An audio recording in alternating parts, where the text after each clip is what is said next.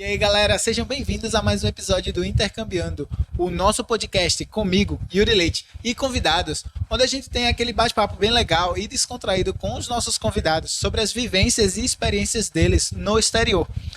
E tudo isso para que você possa aprender como é a realidade de morar fora do Brasil e poder estar se organizando melhor e aproveitando mais do seu tempo lá fora. Hoje, vamos falar sobre um tópico que é extremamente importante e relevante, especialmente para aqueles que são formados na área de educação e querem sair do país e ir para a Irlanda trabalhar como professor de fato. E para trazer esse assunto aqui para a gente e discutir um pouco mais com a gente trouxe ele, que é de Fortaleza, Ceará, para o mundo.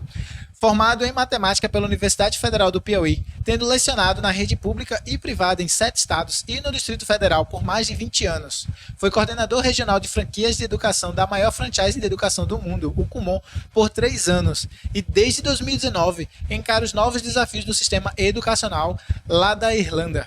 Seja muito bem-vindo, Hendrik de Castro. Então, muito obrigado, Yuri, pela participação aí. E vamos compartilhar os nossos conhecimentos para que a gente possa crescer todo mundo junto. Muito obrigado aqui por ter vindo e eu espero sim que a gente consiga contribuir bastante para a galera aqui, para que eles possam aprender e já sair do país com emprego garantido. Mas antes da gente começar o nosso podcast aqui, deixa eu tirar um minutinho só para fazer um anúncio rápido. Quem estiver assistindo a gente por vídeo, observem que tem um QR Code aí na tela de vocês, que vocês podem estar fazendo qualquer tipo de contribuição aqui para o nosso canal. A gente agradece muito se vocês puderem fazer alguma doação. Não importa a quantia, a gente agradece bastante só pelo fato de você poder e querer contribuir aqui com a gente.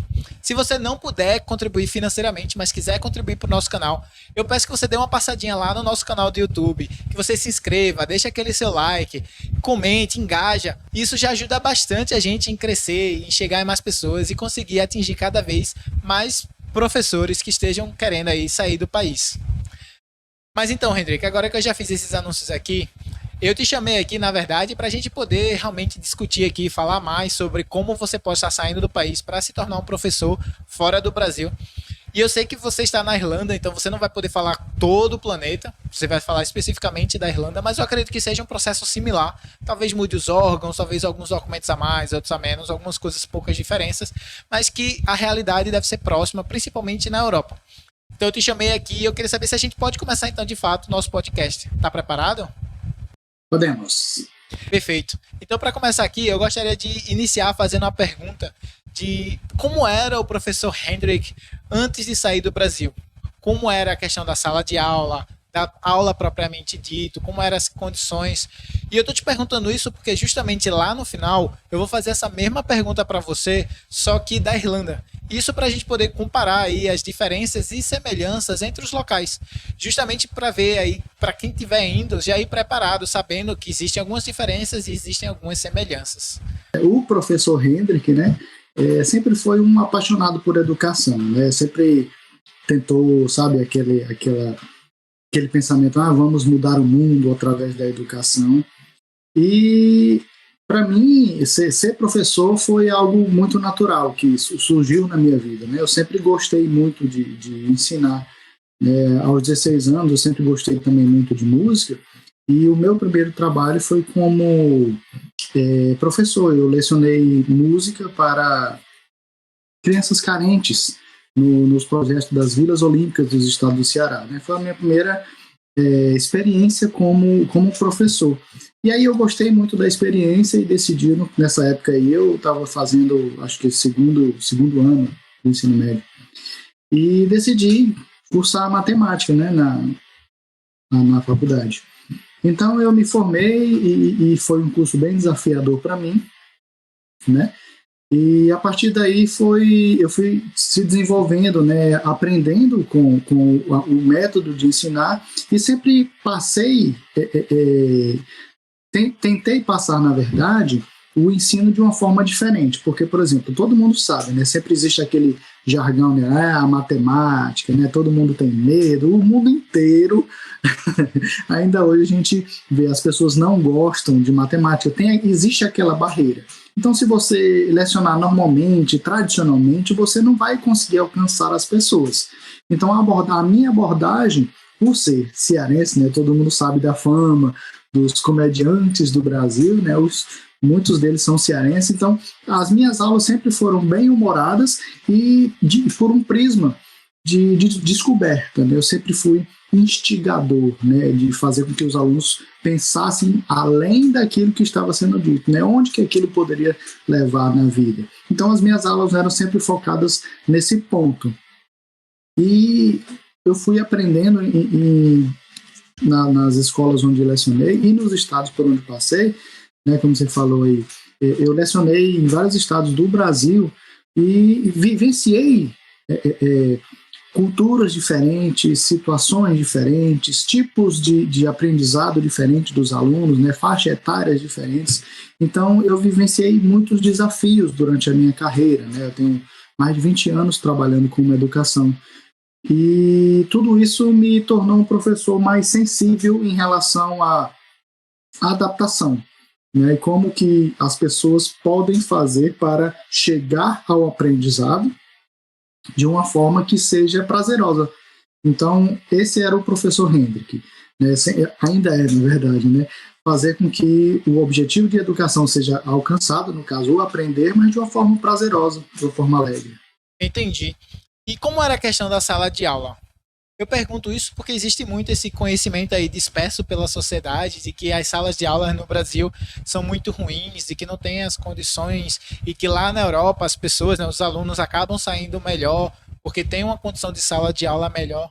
E eu queria saber como era a questão da sala de aula aqui, mais para frente a gente vai falar de como era a sala de aula lá na Irlanda e a gente poder comparar para ver se realmente isso contribui ou não contribui para a formação dos alunos. Como a gente já viu aqui, e você fez na apresentação, né? Eu vivenciei diversas experiências, né? Tanto na rede pública como rede privada em diversos estados. Então, eu já tive em salas de aulas muito tops, né? Com muitos recursos, né? Climatizadas, com projetor, telas interativas, enfim. Até o básico dos básicos no gizão mesmo, nas escolas públicas no interior dos estados do Nordeste. Então, assim, existem grandes diferenças na educação, mas acho que um dos pontos primordiais a se falar na educação em si é que não importa quais são os seus recursos, aquele carinha que está lá na frente, o professor, aquele cara que é o protagonista do processo ensino-aprendizagem, é ele que faz a diferença. Então, não importa se você, isso no meu ponto de vista, né? Não importa se você está numa sala top, né, com todos os pré-requisitos tal, e até extras, ou se você está no basicão, só você e os alunos.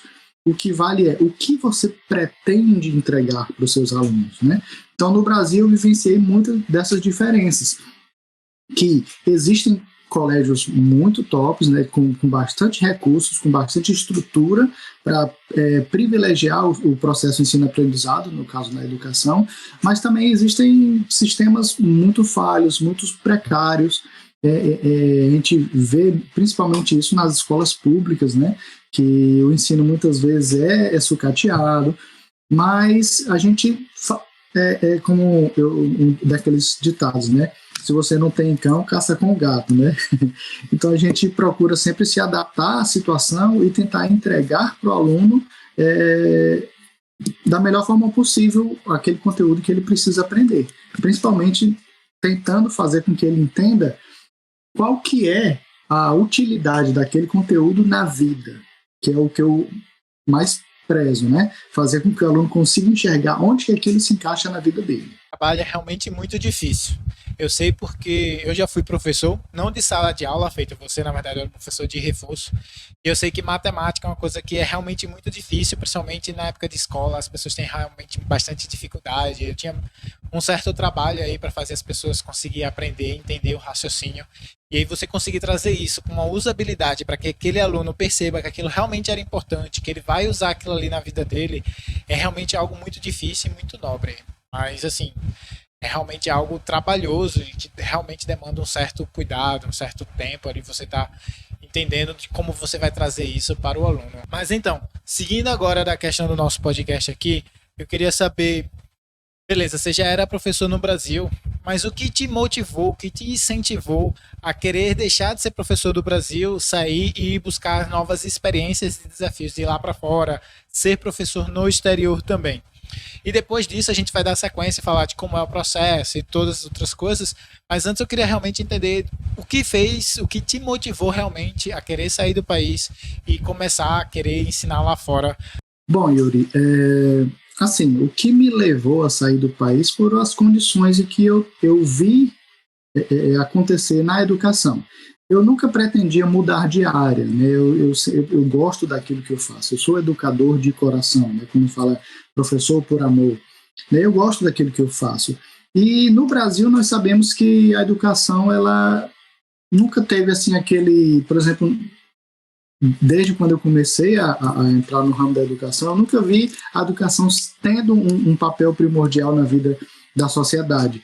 E eu me via frustrado com isso. E eu pensei, poxa, quando eu comecei a lecionar lá nos anos 2000, 2001, a educação ela tinha um papel importante, assim, era diferente de hoje, né, das épocas atuais. E isso foi decaindo, sabe? Uma das coisas que eu costumo sempre mencionar quando eu falo sobre isso é que, antigamente, nas minhas salas de aula, lá quando eu comecei, os alunos eles tinham sonhos, sabe? Eles pensavam em carreiras, eles pensavam em construir um futuro, em construir um futuro. E o tempo foi se passando e parece que os alunos foram perdendo isso, sabe? Parece que não se tem mais exemplos a se seguir. Eu acho que os valores que se tinham foi sendo perdidos. E, tipo, nos últimos anos, tipo, uns 5, 6 anos atrás, não se via mais isso.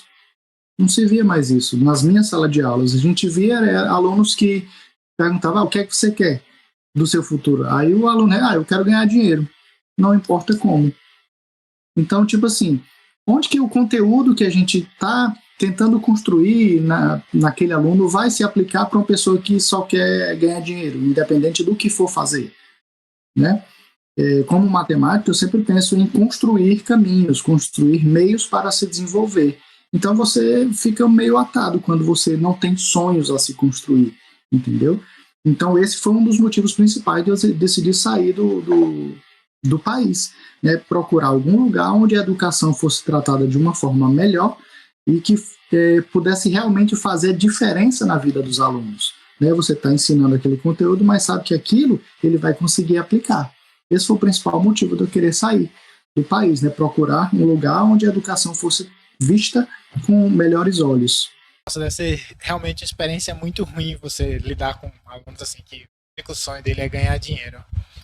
Mas então, vê só, aí tu decidiu sair do país, então, e aí tu foi para Irlanda, decidiste ir para Irlanda.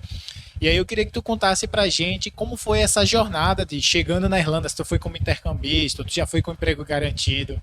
E se tu foi como intercambista, como foi esse processo até você de fato conseguir um emprego, né? Quais empregos outros, além de professor, você teve que fazer? Como foi essa jornada inteira aí até você de fato começar, assim, bater o martelo e começar a trabalhar como professor? Como é que foi isso aí para você? Então, vamos lá. Assim, a Irlanda não foi a minha primeira opção, na verdade. Né? Eu pensava, quando eu comecei os planos de sair do Brasil, eu pensava no Canadá, né? Ainda ficar pelas Américas e tudo. Não havia pensado na Europa, né? Mas como o tempo foi passando, né, e as condições que o mercado foram demonstrando para mim em relação às minhas condições financeiras e tal, a Irlanda surgiu como uma oportunidade mais viável e mais efetiva de sair do país. E eu também já tinha um amigo que inclusive trabalhava comigo no Brasil que estava saindo, e isso digamos assim, me impulsionou a ir para a Irlanda. E assim, quando eu cheguei aqui, eu não tinha perspectiva de trabalho, assim, como todo intercambista, né? Eu vim para fazer o curso de inglês, né? Como intercambista mesmo, e tentar aí arrumar um emprego e aí evoluir, né? E migrar. Só que quando eu cheguei aqui, o meu inglês era, vamos dizer assim, eu tinha uma certa noção, eu posso dizer que era, hoje eu digo que meu inglês era pré-intermediário. Não era intermediário ainda, porque eu tive uma boa dificuldade quando eu cheguei aqui. Né? Principalmente porque o inglês aqui da Irlanda é o inglês mais puxado para o inglês britânico. E no Brasil a gente sofre muito mais a influência do inglês americano, né? Então fez ainda um pouco de diferença nisso aí. Então quando eu cheguei aqui, eu fui procurar emprego. Meu primeiro emprego aqui foi numa escola, né? Já foi numa escola, só que foi numa escola de crianças, né? Foi na educação infantil. E eu não fui contratado como professor, eu fui contratado como auxiliar de professor. Isso é uma das coisas que eu vou falar um pouco mais na frente, porque eu decidi ficar mais no ramo na educação infantil, ao invés de voltar, né, para o magistério superior, né, escolas primárias, secundárias, e aí depois eu vou explicar um pouquinho por quê. Mas o meu primeiro emprego foi numa escola, né, numa escola infantil, e eu demorei, tipo assim, foi bem rápido, porque a carência aqui na Irlanda para esse tipo de emprego é bem grande, né? Então, tipo assim, eu cheguei no comecinho de fevereiro, eu demorei menos de 25 dias e já estava contratado, né? E já comecei a trabalhar. Nossa, teu primeiro emprego já foi como professor? Quer dizer, você não era professor, né, de magistério, de ensino superior, né? Ensino fundamental 2. Você, como você falou, você era de criança, né? Até 7 anos. Mas você já iniciou, então, mesmo com inglês pré-intermediário, você já foi contratado, depois de 20 dias que você chegou, você já foi contratado como professor de fato, né? Já trabalhando na área de educação. É isso mesmo? Sim, foi justamente isso. Eu assim que eu cheguei, né, eu ainda nem tinha o PPS, né, os documentos que precisava, eu já tinha conseguido, nem o meu DNIB ainda não tinha chegado ainda, né, e eu fui contratado já por essa escola para trabalhar na educação, né, era uma vaga de educare, era um professor auxiliar, digamos assim, né. Nossa, que legal. E eu já ia, na verdade, fazer uma follow-up question, né? Se você precisa de algum tipo de certificação para começar a trabalhar. Mas você não tinha nem aqueles documentos básicos da Irlanda, né? De poder visto, de poder abrir a sua conta bancária, de poder realmente trabalhar. E você já estava trabalhando. Então eu acredito que a resposta vai ser não, né? Você não precisa de certificação para poder trabalhar. Então, na verdade, existem alguns documentos que você precisa retirar aqui, né? Por exemplo, para trabalhar com a educação infantil, no caso, que assim, existem alguns documentos que você precisa fazer para trabalhar com a educação na Irlanda. No caso da educação infantil, né, que é tipo dos bebezinhos até 7 anos de idade, você precisa ter o seu diploma reconhecido pelo DCYA, que é o órgão que regulamenta o trabalho com crianças. Né? Você precisa do Gardavet, que é um documento que fala sobre seus antecedentes criminais e tal, que você tira um documento do Brasil de antecedentes criminais, nada consta criminal, e aí você faz a tradução juramentada dele e aplica para retirar o Gardavet. E você precisa que o seu diploma, no caso a sua graduação, seja reconhecida pelo DCYA, esse órgão, né, para comprovar que você realmente tem a capacitação para trabalhar com a educação. Então você precisa fazer tradução juramentada e aplicar para esse órgão, né? Porque existem 2 órgãos que regulamentam a educação. É como se fosse a Secretaria de Educação daqui e o DCYA, né? Que é regulamentado pela TUSLA. E explica aqui pra gente, então, qual a diferença desses dois, né? Você falou que tinha 2, um que era mais para crianças de ali até 7 anos, eu acredito que o outro vai ser, tipo, crianças mais velhas, né? No caso, ensino superior e ensino fundamental 2. Mas qual a diferença desses dois? Explica aqui pra gente que não conhece exatamente.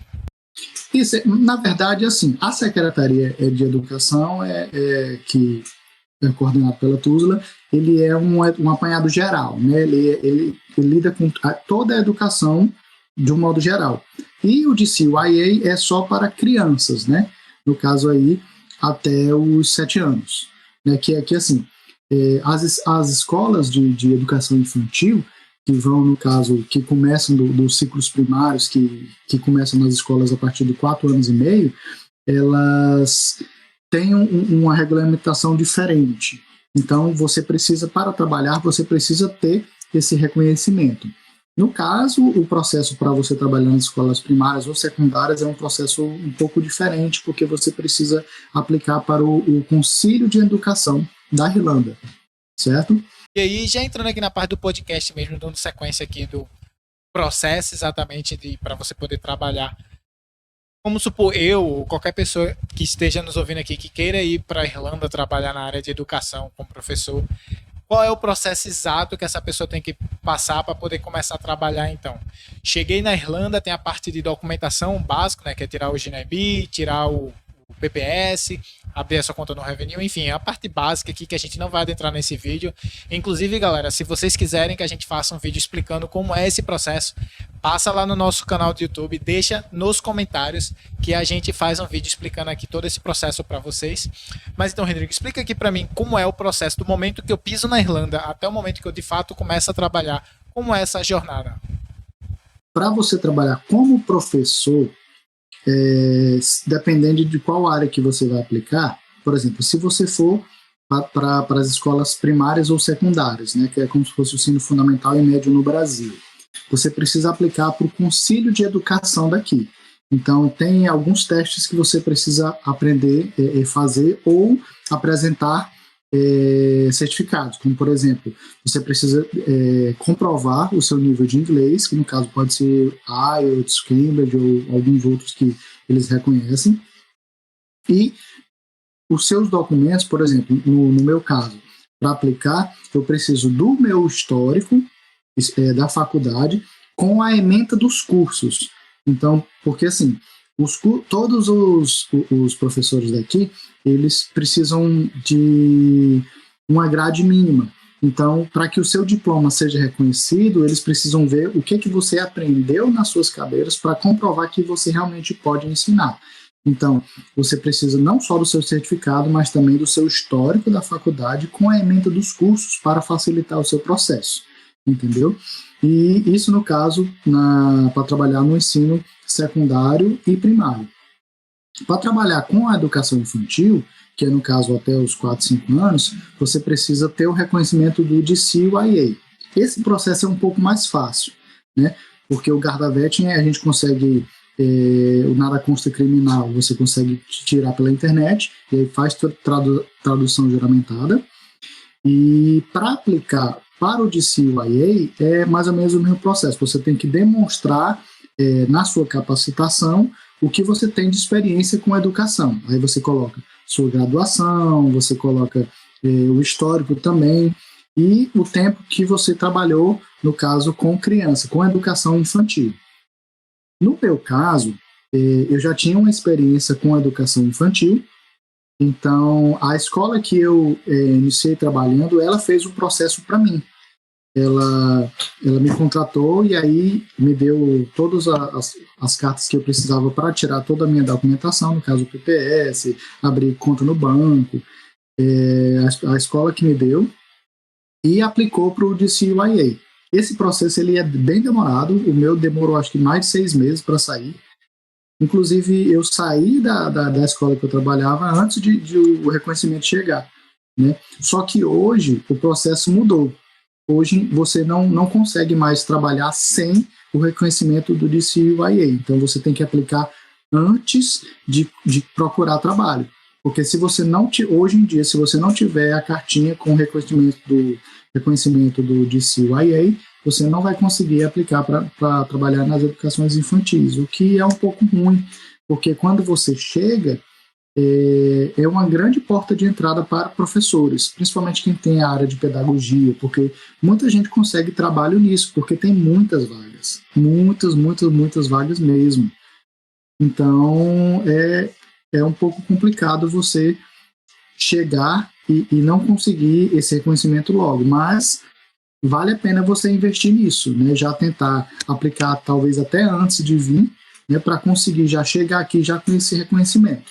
Isso que eu ia perguntar, quer dizer, na verdade eu tenho 2 perguntas aqui para ti. A primeira é que você especificou o DCYU e você estava falando, né, que é até crianças de 7 anos e tal, e você precisava do documento agora antes de você começar a trabalhar.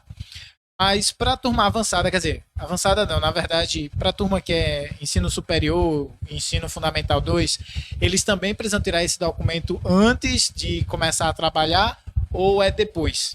E a segunda pergunta que eu queria fazer aqui para ti é justamente se você falou que agora o processo você tem que fazer o mais cedo possível. Eu queria saber se tem como você adiantar parte desse processo aqui do Brasil mesmo, se tem como você já ir adiantando ou se você só pode fazer ele aí da Irlanda. E eu pergunto isso porque, por exemplo, você falou da questão do Gardavetin, eu sei que o Gardavetin você pode dar uma adiantada legal aqui do Brasil, já pegar documento do Brasil, fazer a tradução, como você falou, e iniciar o processo do Gardavetin lá na Irlanda. Mas tirando o Gardavetin, tem alguma outra coisa do processo que a gente consegue adiantar ou não? Tem que ser na Irlanda mesmo? Então, é só lhe corrigindo, é de CYA. CYA, desculpa. Desculpa. Então, ambos os processos você pode adiantar do Brasil, você pode aplicar do Brasil. A questão é que, se você não tiver muita experiência, no caso, na área educacional, isso vai talvez um pouco demorar. Porque, por exemplo, no caso, eu tinha muita experiência na área de educação mais superior, no caso, né, primário e secundário, e tinha pouca experiência na área infantil. Só que a procura aqui pela infantil era tão grande que eu decidi, eu não vou tentar na área das idades superiores, porque a procura aqui é tão grande que eu vou preferir ficar nesse setor. Então, assim, você pode aplicar do Brasil, sim, e na verdade, hoje em dia, você tem que aplicar antes, né? Porque se você chegar, aí ainda vai demorar um bocado para sair, porque ambos os documentos demoram, né? Para serem reconhecidos. Então, o ideal é que realmente você faça a aplicação antes de vir. Entendi. Vamos supor, então, que, por exemplo, eu ou alguém já chegou na Irlanda, assim que chegou na Irlanda, já está com toda essa documentação. Como é que, de fato, essa pessoa vai conseguir o emprego, né? Por exemplo, qual nível de inglês, experiência, certificações. Qual é esse processo aí, então? O que é que essa pessoa tem que fazer para conseguir, de fato, o emprego? Bom, Yuri, depende um pouco, né? Porque, por exemplo, na área de ensino secundário e primário, com certeza você tem que ter um inglês avançado, né? Que quando eu cheguei não era o meu caso, e ainda hoje eu posso dizer que meu inglês ainda não é avançado, né? Então eu decidi não correr atrás, no caso da educação, do ensino secundário e primário, por conta disso, porque melhorar ainda o inglês a nível de ter uma segurança de passar o meu conteúdo, porque assim, é diferente você estar numa conversação em inglês do que você ter que passar conteúdos específicos, no meu caso, matemática em inglês, né? Então, eu decidi não buscar esse caminho até que o meu inglês realmente se torne avançado, né? E já no caso das escolas de ensino infantil, é muito mais fácil. O seu inglês é mais comunicável. O que vai te garantir o emprego, na verdade, é a tua desenvoltura na entrevista. Porque, assim, em todas as entrevistas que eu fui aqui, eu consegui mostrar ou traduzir para a pessoa a minha experiência, né? Aquilo que eu já tinha de domínio de educação. Então, eles tiveram confiança, mesmo com o meu inglês ainda evoluindo, ainda de baixo nível ainda, que eu posso dizer, eles viram em mim que o meu ramo educacional era muito mais seguro, já era muito mais sólido do que o meu inglês. Então, isso não seria uma barreira para mim, porque eu saberia como desenrolar isso em sala de aula, né? Com as crianças e tudo, nas atividades. Então, eles perguntam muito sobre a tua experiência, sobre o que você faria em determinada situação. Geralmente, todas as entrevistas são bem específicas sobre situações, sobre como você agiria em determinada situação.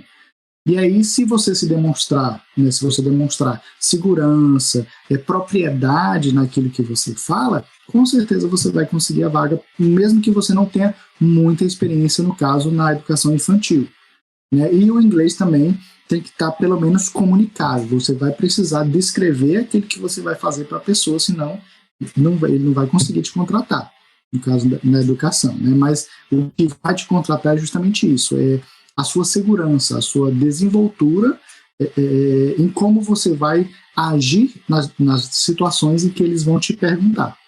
Então, a gente falou aqui da parte contratual, né, da questão da entrevista e tudo mais, Mas eu queria, na verdade, entender um pouco antes disso. Como é a questão da busca de emprego. Se você tem que ir a algum site de busca de emprego, se você está entregando o currículo, o que é que você tem que colocar no seu currículo, né? Você falou da questão, tem que ter o inglês, tem que ter experiência, mas o que mais? Tem alguma certificação específica que eles pedem? Tem alguma soft skill ou hard skill, por exemplo, precisa ser bom com alguma coisa específica, bom cuidando de criança, ou talvez bom usando o Microsoft Excel, ou sei lá, qualquer coisa assim desse gênero, ou não, isso não importa, não é tão relevante assim. Bom, pelas escolas que eu já passei, pelos currículos que eu já entreguei, eu posso te dizer que existem várias maneiras de você conseguir um trabalho na educação. Existe o padrão, né, o site Jobs do Araí, né, tem o LinkedIn também, mas o que eu vejo mais assim é que quando você envia o seu currículo, tanto pelo site, né, pelo Jobs, como você entregando pessoalmente, é mais ou menos o mesmo retorno que você tem, né? Então, assim, quando você chegar, que você realmente quiser trabalhar com educação, vale a pena você procurar próximo de onde você mora, próximo de onde você estuda, escolas, e deixa um currículo. O que é bom para ter no seu currículo? Então, sua capacitação e sua experiência na área de educação é fato, precisa constar. Mas se você tiver algumas características extras, vão te dar um plus, porque, por exemplo, no meu caso, hoje o emprego que eu estou, ainda na educação infantil, eu sou contratado como Math-Science Project Manager. No caso, assim, eu sou um gerente de projetos de matemática e ciência. Por quê? Porque eu já lecionei muito tempo com projetos na área de robótica, com música, em laboratório de experiência para adolescentes. Então, isso foi o que chamou a atenção para eles, inclusive, que foi onde veio a minha proposta de visto, a minha job offer. Foi nisso, não foi na minha capacitação de matemática, foi no meu conhecimento extra. Então, isso, para mim, a meu ver, foi o que fez o diferencial, você ter algo além do básico, além da sua capacitação, né, que foi o que diferenciou. Então, você entrou num ponto que é extremamente relevante de trazer aqui, que eu até esqueci, na verdade, de colocar no roteiro esse ponto. E aí eu vou aproveitar e já fazer essa pergunta aqui para você, que é justamente essa questão de você conseguir ou não um visto de trabalho aí na Irlanda. Então, você como professor, você consegue de fato uma job offer para conseguir esse visto? Você consegue tirar o Stamp 1 ou o Stamp 4, que é o que te permite ficar na Irlanda de fato, ou não? Você não consegue isso? Você tem alguma outra aplicação, alguma outra forma de fazer? Então, você consegue sim, inclusive dentro do General Skills, tem uma categoria que é só que fala sobre educação, sobre o ensino profissional e tudo. É mais difícil, por quê? Porque para você conseguir um emprego como professor, principalmente na área primária e secundária, o ideal é que você tenha pelo menos um mestrado, porque na categoria lá exige level 10, no caso, level 9 e level 10, que é, no caso, o master aqui. Então, já é um pouco mais complicado. Você precisaria, no caso, ter um curso para poder ser justificado. Ah, mas você consegue só com a graduação comum do Brasil? Pode ter caso? Pode. Pode ter caso, sim, porque depende muito da descrição do job que você vai colocar na sua aplicação, mas é mais difícil, é mais complicado. Pode ser que seja negado, entendeu? Então, se você tiver algo diferente daquilo que eles têm como padrão aqui, você tem maiores chances, porque, por exemplo, um dos passos do processo de visto é que você vai ter que fazer, o empregador, no caso, ele vai ter que fazer um anúncio, né, nos sites de job, e vai tentar buscar pessoas da Irlanda, irlandeses nativos, né, para esse trabalho que eles estão querendo te ofertar. E é lógico que se chegar a esse ponto é porque não tem pessoas desse negócio. Então, assim, se você tiver só uma graduação simples, é mais fácil ter um irlandês que também tem uma graduação simples para pegar essa vaga, entendeu? E é lógico que eles vão preferir dar a vaga para um irlandês, né? Porque para não ter que custear o teu processo de visto. entendeu? Então, ter o diferencial realmente ajuda muito você ter algum conhecimento extra que faça você, seja como for, assim, a cereja do bolo, entendeu? Isso faz uma grande diferença, principalmente para você conseguir um visto. Perfeito. Gente, ó, durante esse comentário, essa resposta aqui do Hendrik, ele falou, na verdade, de dois links em inglês, o LinkedIn e o Jobs.ai. Os links para esses sites vão estar aqui embaixo na descrição para quem estiver assistindo pelo YouTube. Se você estiver assistindo por outras plataformas de streaming, cola lá no nosso YouTube, já aproveita, deixa seu like, se inscreve no canal, deixa seus comentários e vai estar lá na nossa descrição justamente esses dois sites. Se você quiser usar o site, é só clicar lá e já vai direcionar vocês para essas plataformas. Então, Hendrik, vê só, entrando agora na questão da propriamente da parte de entrevista, como você já trouxe, você falou que eles traziam muitos cenários e aí você tinha que responder baseado no que você faria. Eu queria entender, né, como eram esses cenários, se tem algum padrão, se não tem padrão, como é o tipo de resposta que eles querem escutar, se eles preferem que você seja um professor que esteja ali muito presente, cuidadoso, se você quer que eles querem que você seja um professor mais afastado. Teria como você trazer aqui algumas das experiências que você teve com essa questão da entrevista e dicas que você pode deixar para o pessoal, para eles poderem ficar mais tranquilos e poderem passar mais tranquilamente por essa etapa, né, a questão da entrevista? Bom, pelas entrevistas que eu já fiz aqui, o que eles mais querem é sentir segurança em você.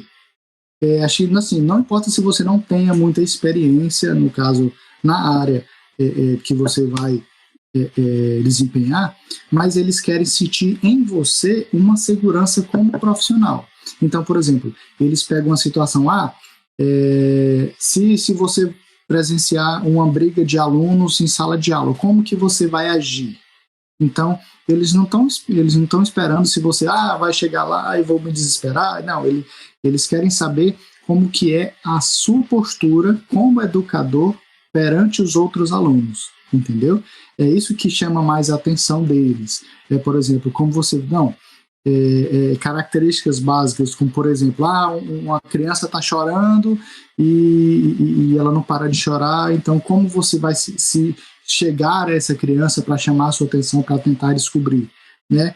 Então, por exemplo, coisas simples, como que a gente faz, né? Por exemplo, eu como pai entendo bastante de como se chegar a uma criança, né? Porque eu tenho duas, então para mim foi bem mais tranquilo. Então, por exemplo, pequenos detalhes, como por exemplo, se ajoelhar ao nível, manter o mesmo nível visual da criança, né? Falar num tom firme, mas aconchegante, né? Coisas desse tipo, né? Coisas do dia a dia, por exemplo, para gente que já trabalha bastante em educação, sabe que muitas coisas, por exemplo, ao tratar alunos brigando, você precisa ser enérgico, você precisa ser firme, mas não agressivo. Então, isso é o que eles querem ouvir. Que você sabe, que você já tem experiência em como lidar naquela situação.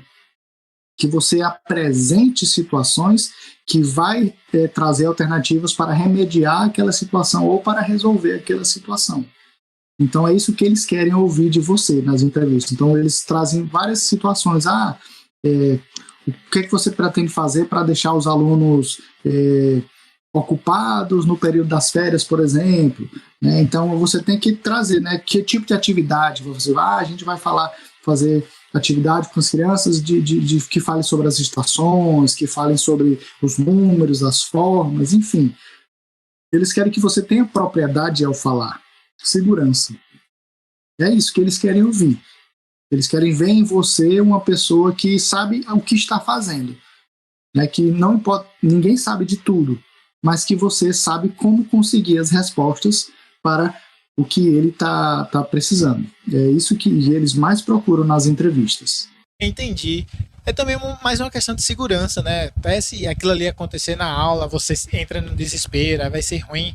E, querendo ou não, você está lidando com criança, está lidando com educação, você realmente tem que saber se portar em algumas situações que são improváveis, mas podem acontecer. E eles realmente precisam ter noção de confiar em você, né? De saber que você vai reagir bem naquela situação. Porque se você realmente não for agir bem, não faz sentido você estar em sala de aula. Tipo, você pode ser o melhor professor do mundo, mas você não consegue reagir bem em algumas situações, né? Você perde a paciência, acaba gritando ou lidando de uma forma errada, né? Não errada, mas tipo, que eles não achem correta, pode acabar até afetando o crescimento da criança, como a criança vai perceber as coisas, o mundo e tudo mais.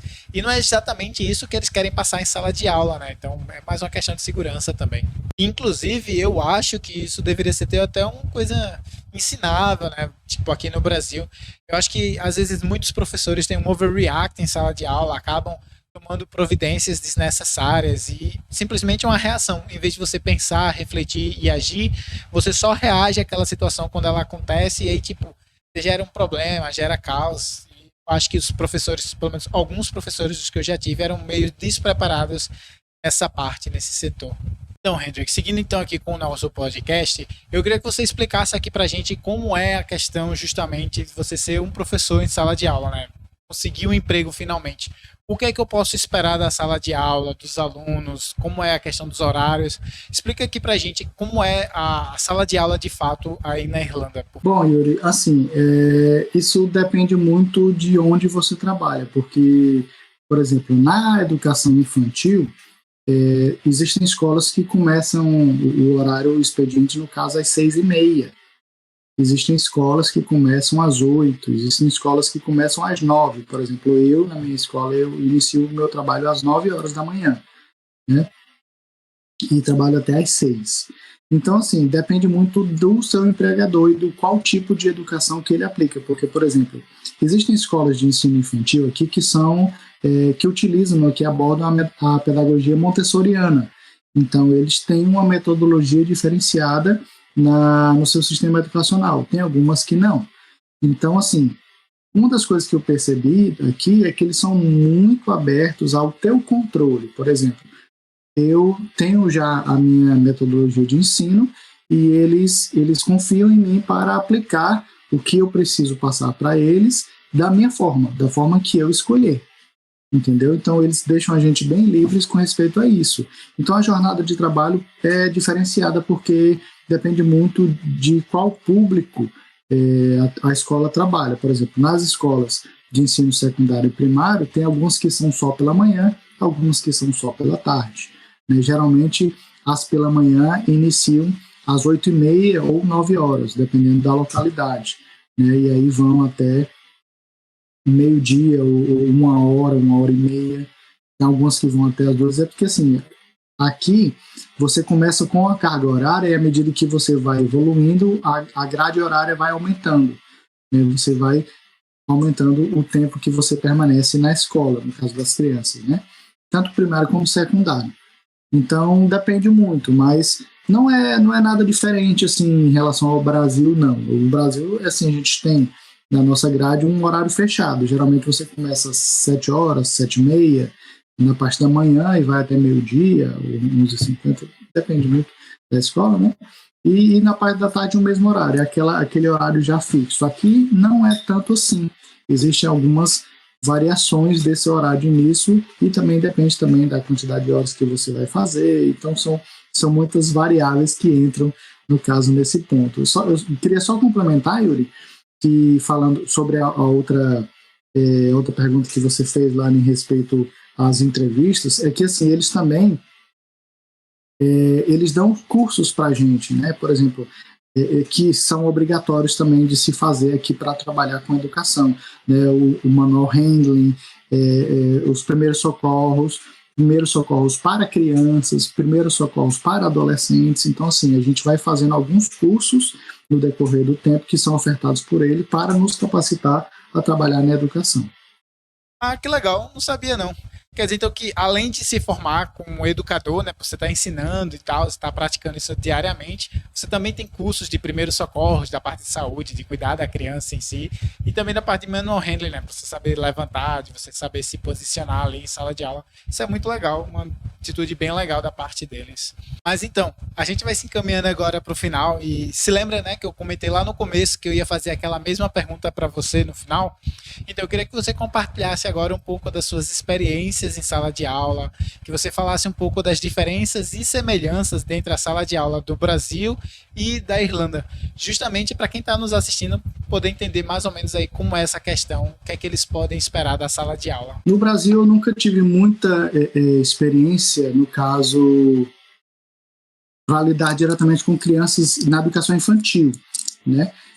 As crianças que eu já lecionei no Brasil foram já do ensino fundamental. Então, a minha experiência é um pouco mesclada. Aqui, eu achei assim, uma boa iniciativa, sabe, de ter esse tipo, principalmente a gente vê muito no Brasil, a educação infantil é mais dominada pelas mulheres, né? E aqui eles não têm problema nenhum, no caso, por exemplo, eu, homem, lidando com a educação infantil, no caso criança, sabe? Por exemplo, no meu primeiro emprego aqui, que eu trabalhei como auxiliar de educação, eu tinha que trocar fralda de criança e tal, e aqui não tem, assim, eles não têm preconceito nenhum em dizer, tem um homem trocando uma fralda de uma criança e tal. Então, isso é uma das grandes diferenças que eu vi, porque eu não sei se no Brasil isso acontece ou se aconteceria. Eu, particularmente, nunca vi. Mas aqui eu já vi em vários locais homens trabalhando, no caso, na educação infantil, e inclusive eu vi até de um dos supervisores da turma, né, no órgão de educação aqui, que agradecendo, né, muito bom você, homem, né, trabalhando com educação, dizendo que as crianças também precisam de uma figura masculina durante o processo e tal. Então, isso eu achei um ponto muito positivo em relação à educação daqui. E outra coisa é que, por exemplo, nas salas que chamam o SCI, que são os anos que antecedem o ensino primário na escola, você não tem assim uma grade de conteúdos obrigatória para você fazer. Como eles são muito influenciados pela pedagogia montessoriana, eles gostam que a criança se desenvolva. Então você tem que estimular a criança de um modo mais aberto, né? Tipo, trazer os estímulos para a criança sem forçar. A pessoa não tem que aprender o alfabeto aqui, assim, tal, ou as formas, ou as cores. Não, você tem que apresentar esse conteúdo de forma natural, sabe? Ter as formas na parede, tipo, todo dia você falar sobre alguma coisa, assim, sem obrigação, de uma forma mais natural. Então, o aprendizado da criança, ele vai acontecendo naturalmente, sem forçar. Ele já reconhece aquela figura, já conhece aquela cor, e aquilo acaba fazendo parte da sua vida de uma forma natural. Então, essa é uma das principais diferenças, e que, tipo assim, dentro do sistema da educação infantil, o conteúdo não é obrigatório, assim. É preciso que seja apresentado, mas a forma de se apresentar à criança não é obrigatória, ela simplesmente é voluntário. A criança vai aprendendo de acordo com que os estímulos vão aparecendo. Então, você não tem uma grade curricular a seguir, né? Você tem aqueles conteúdos que você vai criar estratégias para apresentar à criança, e a partir do interesse da criança que você vai desenvolvendo. Então, aqui é mais ou menos assim que funciona, é uma das principais diferenças que eu vejo, principalmente na educação infantil.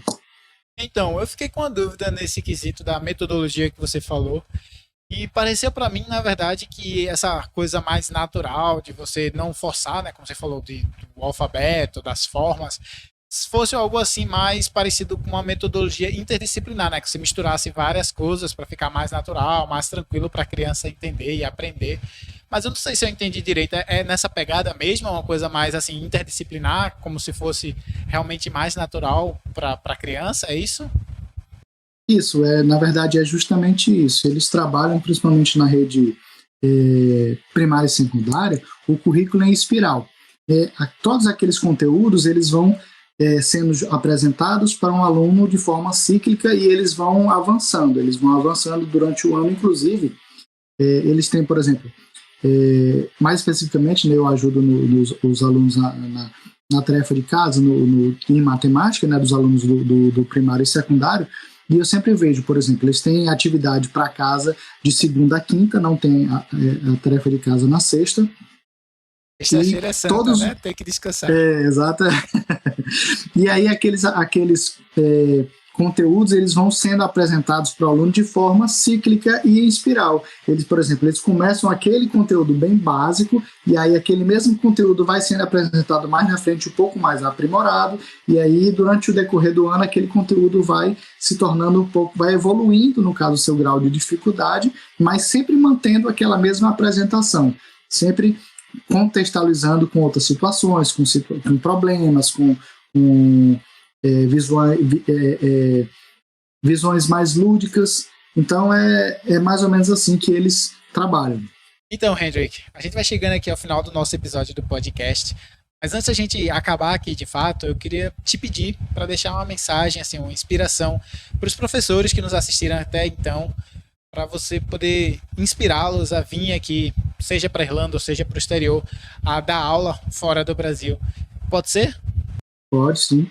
Então, galera, eu acho que se você tem o desejo de sair do país, né, você que é professor, você que já tem uma experiência em educação, que já tem o seu curso ou graduação, ou que não fez ainda, mas que pretende trabalhar com educação, não tenha medo. A primeira coisa, não existe idade, não existe pré-requisito. O que você precisa precisa de uma capacitação? Precisa. Você precisa de uma capacitação.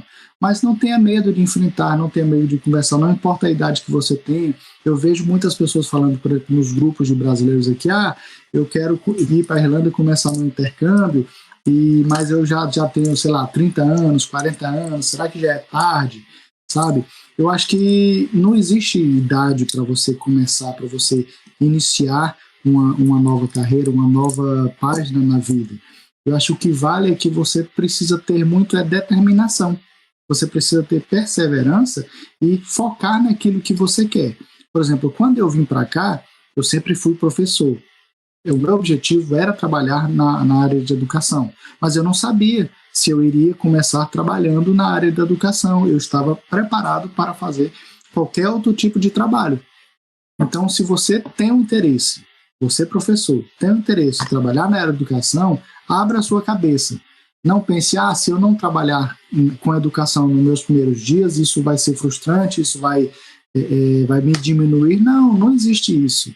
Acho que você recomeçar a vida, você iniciar a sua vida num país diferente, com uma cultura diferente, vale a pena a experiência de aprender, de vivenciar novas experiências, né, de conhecer novas culturas e agregar aquilo que você tem como sua essência nessa nova cultura que você está chegando, que você está aprendendo.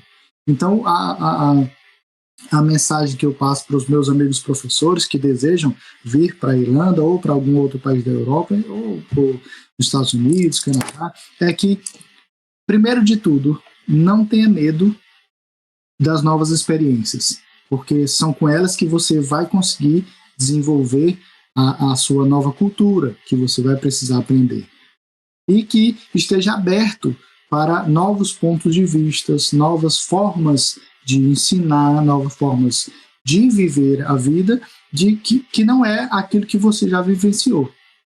Né? Então, estar a mente aberta e seguir sempre com determinação. É isso, seguindo em frente, a gente chega lá. Muito obrigado, Hendrik. E só lembrando aqui para o pessoal que está assistindo, né, uma coisa que o próprio Hendrik já falou aqui durante o episódio, é que existe uma demanda muito forte para professores, seja do ensino fundamental, seja para pessoas mais avançadas no sentido de dar aula para ensino superior, né, tiver um inglês mais avançado. Então, não tem medo realmente de tentar. Nada é garantido, obviamente não há uma obrigatoriedade, você vai conseguir chegar lá e já ter um emprego garantido, tudo certinho, mas que já tem essa necessidade, então provavelmente você vai conseguir e te dá a oportunidade também de conseguir um passaporte, né? Você pegar o visto 1 ou um visto 4 e te dá a opção de depois de algum tempo você conseguir ficar de fato na Irlanda, que é uma das grandes vantagens de você querer viajar, né? De você residir de fato no país. Então, não ter medo realmente de tentar, de dar as caras e você vai conseguir. Basicamente, eu acho que vale a pena assim você considerar, de você tentar, de você botar aí no seu planejamento. Mas então, Hendrik, eu queria primeiramente agradecer aqui a sua presença, de você ter tirado seu tempo, de ter vindo aqui, e também de te perguntar se tem alguma rede social que você poderia deixar aqui para o povo, para quem quiser tirar dúvida, quem quiser te perguntar, ou até mesmo indicação, uma sugestão de escola e tudo mais para você. Então, teria como você deixar aqui a sua rede social?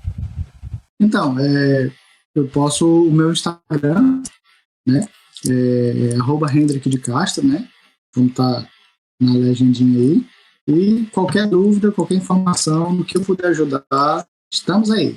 Se você quiser nos achar em outras plataformas, estamos presentes diariamente lá no Instagram e no TikTok pelo @invest.space. Também estamos presentes lá no Twitter pelo @investspace juntos, com 3 no final. E também no YouTube, onde você pode estar procurando o canal @investspace. E trazemos conteúdo lá em todas essas 4 plataformas sobre gestão financeira, investimento exterior, economia mundial, entre outros assuntos focados em você que quer residir no exterior ou já resida no exterior. Se você quiser nos acompanhar por lá, é só procurar a plataforma que mais lhe convém e a gente vai estar trazendo conteúdo como esse aqui para você. Agradeço a todos que nos assistiram aqui até o final e também queria fazer um agradecimento especial a todos que nos contribuíram, seja pela contribuição financeira, fazendo doação pelo QR Code, ou também entrando lá no nosso canal e deixando alguma forma de engajamento e se inscrevendo no nosso canal. Eu aguardo vocês na próxima terça-feira com o nosso próximo episódio.